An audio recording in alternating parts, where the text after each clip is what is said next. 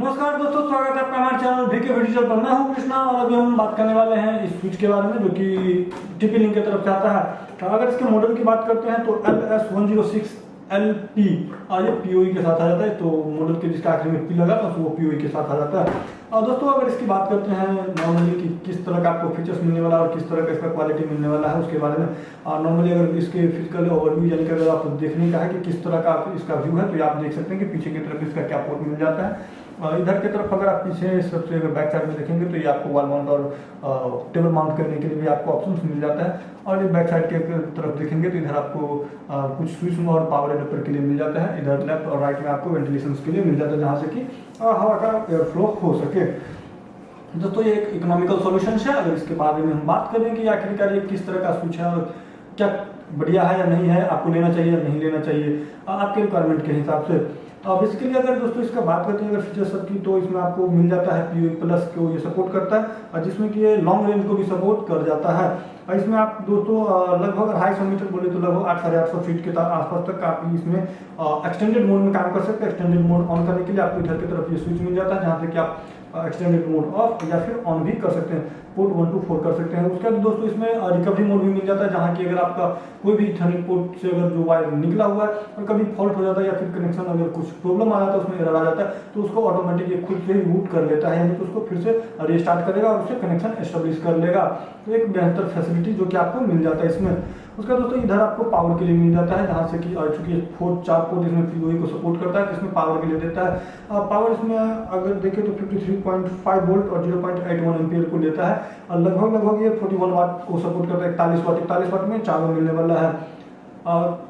कभी कभी होगा जैसा कि अगर आप इसको इनेबल करते हैं तो एक पोर्ट में अगर आप ज़्यादा अगर वाटेज ले लेते हैं तो दूसरे में कम जाने वाला होगा। और टोटल मिला करके आप अगर लेते हैं तो वो 41 वाट ही होने वाला, 41 के बियॉन्ड नहीं जाने वाला। ऐसा नहीं कि 41 इसमें भी 41 इसमें भी और चारों में 41 ले पाएंगे, चारों मिला करके 41 होने वाला है नॉर्मली। अब इसका अगर बात करते हैं कि किस तरह का आपको बेहतरीन ये काम कहाँ करने वाला है जो कि फीचर्स आप इसका इस्तेमाल कर सकते हैं जो इसमें दिया हुआ है। जो इसका बेसिक फीचर्स था नॉर्मली इतना ही है। ये एक इकोनॉमिकल सॉल्यूशन है तो इसमें कुछ ज़्यादा इसमें आपको रह नहीं जाता है कि क्या आपको मिलने वाला है। पूरा मीटर क्या फैन वगैरह इसमें है नहीं, साइलेंट ऑपरेशन होता है तो साउंड वगैरह नहीं करेगा जो कि आप अगर इसको ऑफिस या फिर रूम में भी रखते हैं तो बेहतरीन आपको रहने वाला साउंड नहीं करेगा। अगर हम इसका बात करते हैं कि इस्तेमाल कहाँ पर बेहतर होने वाला है, क्योंकि सेमी प्राइस रेंज में कभी कभी आपको गीगाबिट्स भी मिल जाता है तो ये गीगाबिट नहीं है क्योंकि ये 100 Mbps को ही सपोर्ट कर पाता है। तो 10/100 है यानी कि अधिकतम ये 100 Mbps तक जा सकता है, यानी कि नॉर्मली 10 Mbps चलेगा। आपको ये 2 अपलिंक के लिए मिल जाता है जो कि 100 Mbps को सपोर्ट ये भी करता है। तो अगर 100 है तो इसमें और ये कन्फ्यूजन नहीं रही है। कई लोग जो खुद से अगर मतलब बनाना चाह रहे हैं, CCTV लगा रहे हैं या फिर नेटवर्किंग का थोड़ा बहुत अगर छोटा मोटा अगर सेटअप कर रहे हैं उनके लिए बता दें। बाकी जो ऑलरेडी इसके जो एक्सपर्ट हैं या फिर जो इसमें काम करते हैं उनको पता होगा। नॉर्मली जो इसका मैं बात कर रहा हूँ अगर ये 100 Mbps वाला है तो ये सब मिला करके 100 है, बट इसका भी 100 ही रहने वाला है। यानी कि ऐसा नहीं कि इसमें सब में 100 दे दिए हैं तो इसमें अधिक हो जाएगा तो चला जाएगा, नहीं। ये सारे पोर्ट 100 के ही है तो यानी अगर इसमें आपको अगर डेटा लेना है तो फिर आपको इस सब में 100 से कम ही देना पड़ेगा ताकि ये 100 ही इसमें चला जाएगा। ये 2 अपलिंक के लिए मिल जाता है। तो इसमें भी है कि पूरा अगर आप अपलिंक को भी कनेक्ट कर लेते हैं तब भी आपको 100 Mbps ही रहना चाहिए। और सपोज करें तो इस 4 में आपने कैमरा लगा दिया और चारों कैमरा या फिर कुछ भी आप ऐड कर सकते हैं। आप POE में आप ऐसा नहीं है कि नन POE ऐड नहीं कर सकते कोई भी डिवाइस, ऐसा नहीं है, आप उसको भी ऐड कर सकते हैं। सपोज कर इसमें 300 Mbps का अगर आप राउटर लगा देते हैं तो वो काम नहीं करेगा, यानी एक्सेस पॉइंट अगर लगा दें तो वो भी 100 Mbps पर ही कैपिंग रह जाएगा। उसको भी ऐसा नहीं है कि वो 300 Mbps का स्पीड वो दे पाएगा। या फिर इसमें अगर अधिक कर देते हैं और इसके आगे भी अपनी जाता है तो भी वो 100 के नीचे रहने वाला। तो इसका जो बेसिक सा है कि 100 तक ही अगर काम है तो सही है, यानी कि बेसिक कैमराज वगैरह कहिए या फिर जो कम के आप क्योंकि एक्सेस पॉइंट वगैरह होते हैं तो उसमें ज़्यादा स्पीड आ जाता है। अधिक स्पीड होने की वजह से ये फिर उसमें बेहतरीन काम आपको नहीं करेगा। मेनली अगर बात करते हैं तो एक बेसिक कैमराज के लिए इस्तेमाल करने के लिए बेहतरीन है। उससे अगर आप ऊपर जाते हैं तो फिर आपको स्पीड अधिक वाला लेना चाहिए, गीगापोर्ट सब आपको लेना चाहिए गीगाबिट, या फिर एटलीस्ट कम से कम जो अपलिंक होता है वो गीगा में आ जाना चाहिए, वो 1000 Mbps का हो जाना चाहिए।